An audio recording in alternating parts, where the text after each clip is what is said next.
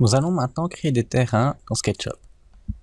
Tout d'abord, on va faire un clic droit ici et sélectionner bac à sable. Le bac à sable est l'outil principal pour créer des terrains. On va d'abord voir comment créer un terrain à partir de plusieurs formes pour faire des courbes de terrain. On va donc prendre l'outil arc et faire un premier arc. À partir de celui-là, on va faire un deuxième arc. Vous faites vraiment comme vous le souhaitez.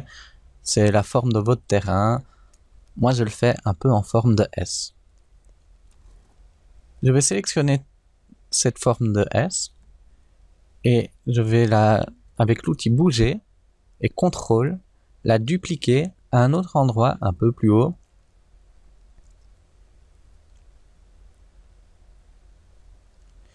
Pour avoir un deuxième niveau de terrain. Je vais faire cette manipulation encore une fois.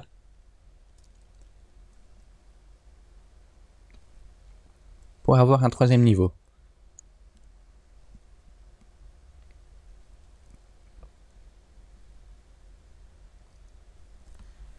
Je vais maintenant sélectionner toutes ces courbes. Voilà, pardon.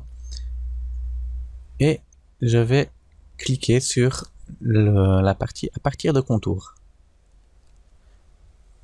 Ça ne fait pas vraiment un rendu très propre. Donc ce qu'on va faire, c'est qu'on va sélectionner ce terrain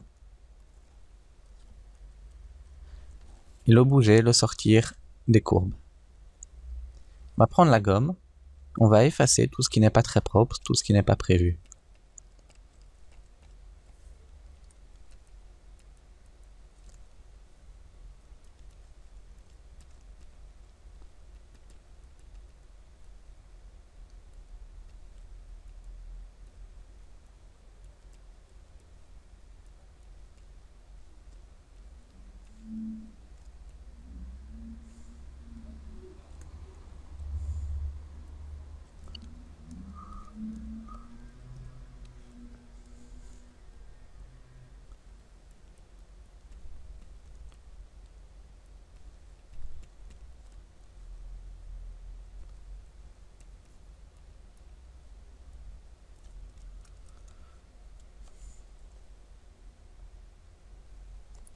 Cette technique fonctionne bien sûr beaucoup mieux si vous avez un terrain réel, quelque chose de plus ou moins réaliste avec vos courbes de terrain. Ici, l'interpolation est toute petite, et donc on a des artefacts et c'est pas exceptionnel. Néanmoins, vous avez compris le principe. On va enchaîner avec une autre option, peut-être un tout petit peu plus organique et plus agréable à utiliser. La deuxième technique qu'on va utiliser s'appelle la technique à partir de zéro. C'est le deuxième bouton ici, et en fait on va créer un terrain de la taille qu'on souhaite qu'il soit. Si vous faites très attention au long de la ligne qui est tracée ici, on voit des parties un peu plus claires qui délimitent les bords du terrain. Cliquez pour valider. Et puis tirer pour avoir un terrain détaillé. Et diviser en petits carrés. Et ce qu'on va faire, c'est sélectionner le terrain en cliquant trois fois. On peut sélectionner des parties séparées. On va cliquer sur l'option modeler et tirer vers le haut. Nous voyons que les rectangles à côté montent avec. On peut néanmoins changer le rayon de cette option ici avec juste en changeant les chiffres, en disant par exemple je veux qu'il ait un rayon de 10 mètres.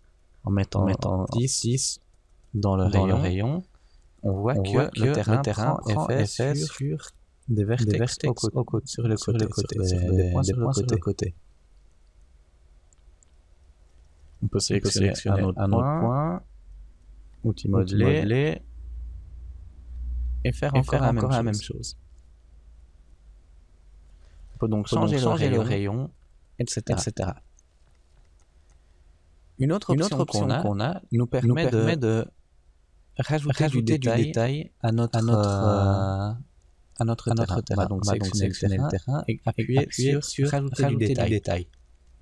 Ça fait des petits carrés qui font que on peut par exemple sélectionner des plus petites régions de terrain pour rajouter du détail. On va changer le rayon à ce que c'était tout à l'heure, donc 2 mètres. Et voilà plus de points sur les bords sont pris en compte que ce qu'on avait tout à l'heure. Si on fait sur 3 mètres, on a encore plus de points qui sont pris en compte. Si après on veut prendre ce point-ci à 2 mètres, pour rajouter un peu plus de détails. En gros, il faut jouer avec les valeurs, il faut jouer avec les vertex pour créer un terrain plus ou moins correct.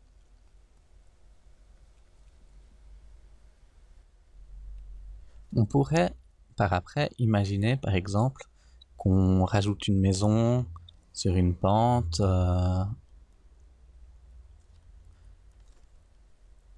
ici par exemple. Vous remarquerez que les objets ont tendance à snapper sur l'objet. On pourrait également, par exemple, prendre des points ici et les modeler pour avoir quelque chose qui irait mieux avec la maison. On peut bien sûr aussi ajouter encore des niveaux de détail juste sur une région. Ceci permettrait par exemple de terrasser de manière beaucoup plus précise cette région.